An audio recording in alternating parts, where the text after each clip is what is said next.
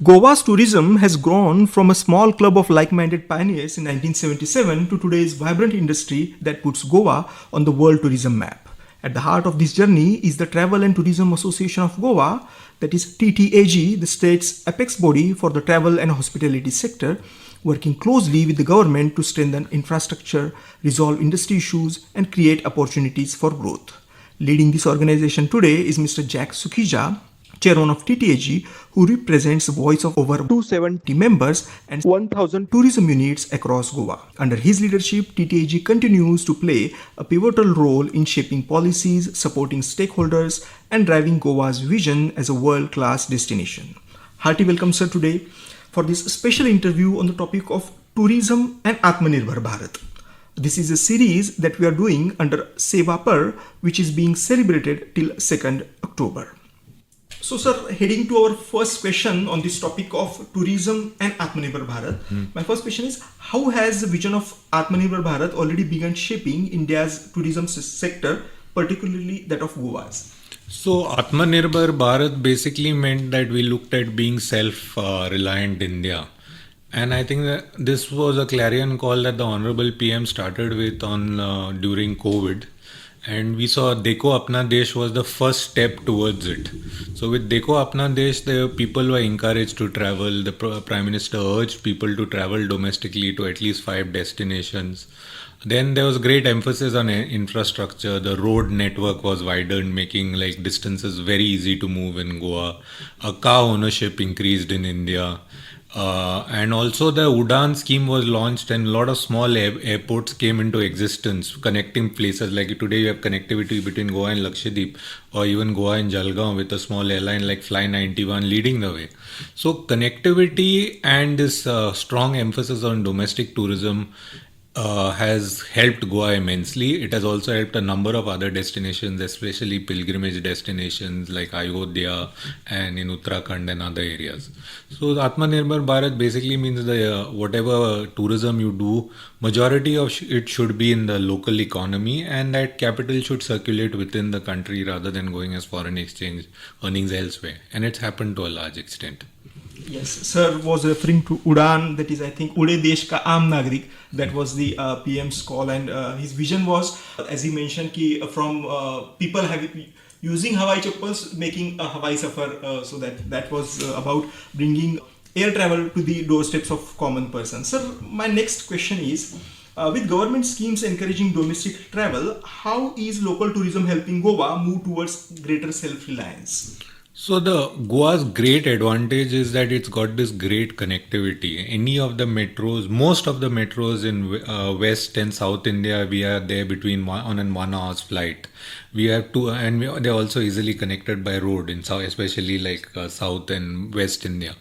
And then with Delhi and Calcutta, which are the furthest, Delhi is 2.5 hours, Calcutta is another 2 hours. So this really helps Goa in a big way. Any conference, any MICE event happening in Goa, people from all over India can fly in. And together we have this now great infrastructure of 5-star hotels, hotels with what you would say, conferencing facilities, meeting spaces, come with great culinary. I think we are the best cuisine destination in India if we could consider the variety of cuisine and the type of restaurants and chefs around.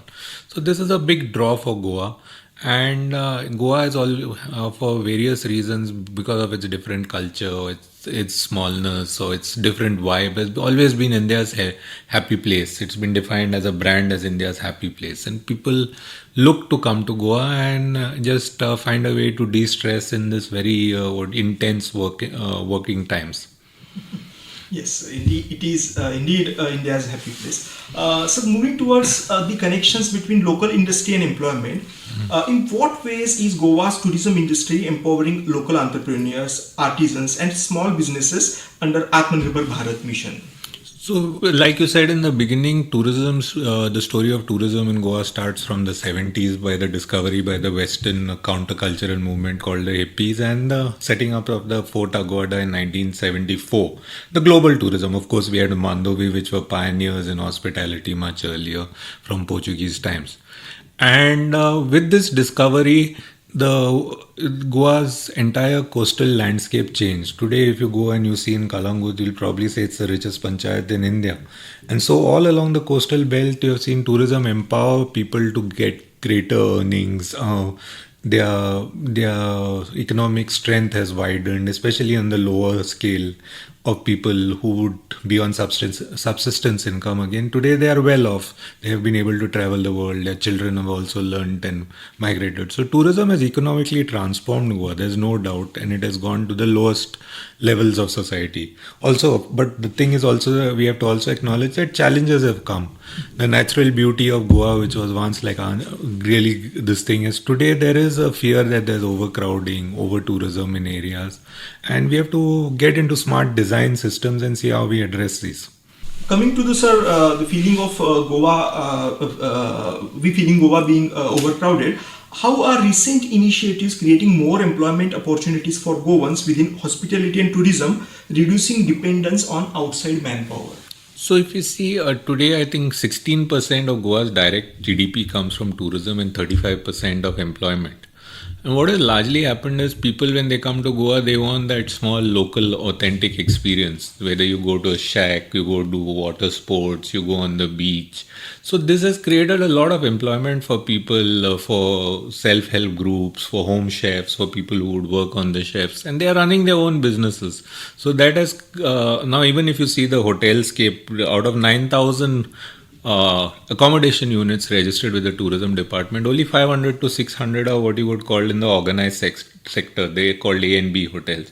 8,600 of these are small guest houses, small homestay units, which are largely being run by locals, and they've been able to, I mean, it's changing a little bit, of course, with Airbnb coming in, but largely they've been run by locals, and they've been able to generate income which sustains their livelihood and a little more with that. So my next question is, government schemes encourage the use of local produce and crafts. How is this trend benefiting hotels, resorts and the local economy in Goa?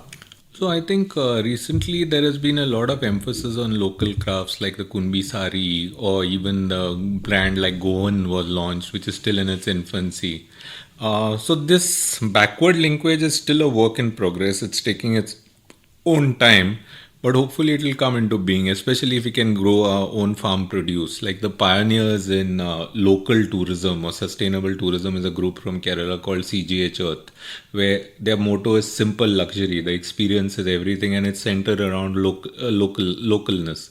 So all your employees would come within a 30-mile radius of the unit. All your produce would come within 30 miles. All the material used will be local. You would showcase. We are still a work in progress on this front, and hopefully we will start moving towards it. So to connect that with the one more question, how is Goa successfully adopting sustainable models like ecotourism, wellness tourism and hinterland tourism with greater reliance on local resources? So wellness is something that Goa now has this very big Ayurveda institute, which the Honorable Minister Shripad Naik was instrumental in getting during his tenure. A lot of doctors are being trained. Even in season, there's a niche foreign clientele which comes for doing yoga on the beach. And there are like small homestays or even resorts which have been built on sustainably popping up in the hinterland. Like I said, once a place gets branded with a particular thing, that will always remain the main draw as long as you maintain it to a certain extent.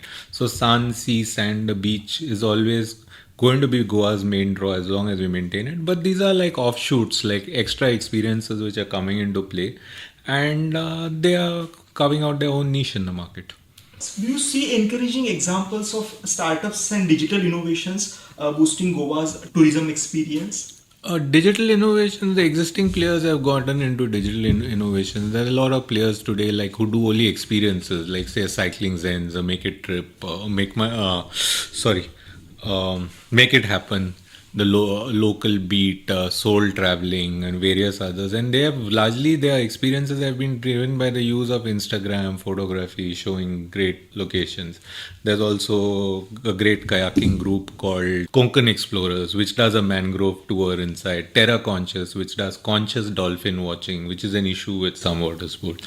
So all these have used Instagram and social media and technology and digital innovation to push their product out and reach the customer directly. So as is often talked about, we see the issue of seasonal international arrivals. What positive steps you think are being taken to balance these seasonal international arrivals with year-round domestic tourism growth? So I think over the last 15 years or so, or even slightly before, with the advent of movies like Dil Chahta Hai and promotions of monsoon, domestic tourism has grown in a big way in Goa. Like before, it was like, if you could say, 10% off season, we would define as a lean period, say from June to end September, and season would start October onwards and meander till go on strongly till March, and then meander out towards April and May. While this concept of the season still exists today, I think 30-35% of the business gets generated in the off season. There are hotels which run really busy. August 15th weekend is as busy as you would say a Christmas or a Diwali long weekends.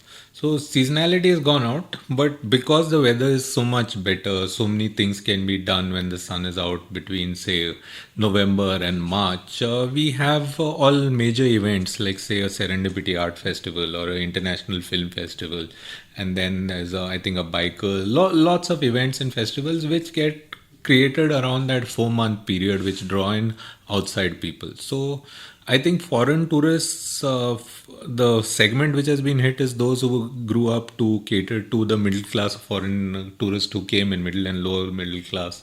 People who were well off, whatever, but they were used to staying in like decent, clean accommodation. They didn't ask for much more.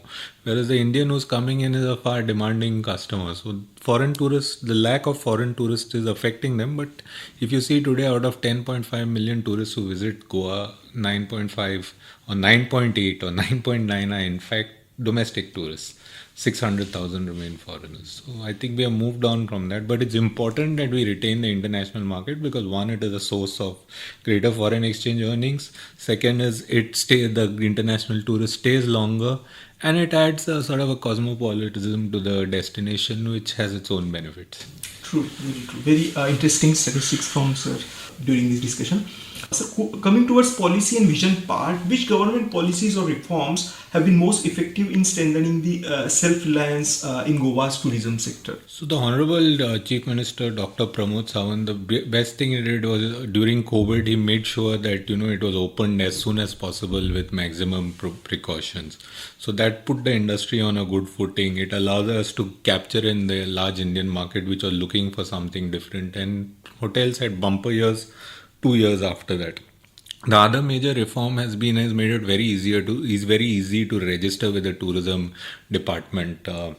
Today we can take licenses for 5 years for hotels, which is in line with the central government. It was earlier every year. Excise, you can take 5 year licenses. So a lot of these licenses, which would take ages to get processed, have been streamlined. You would need a police clearance every year for an excise license. That is taken out. You can pay a lot of things online today. There are digital initiatives.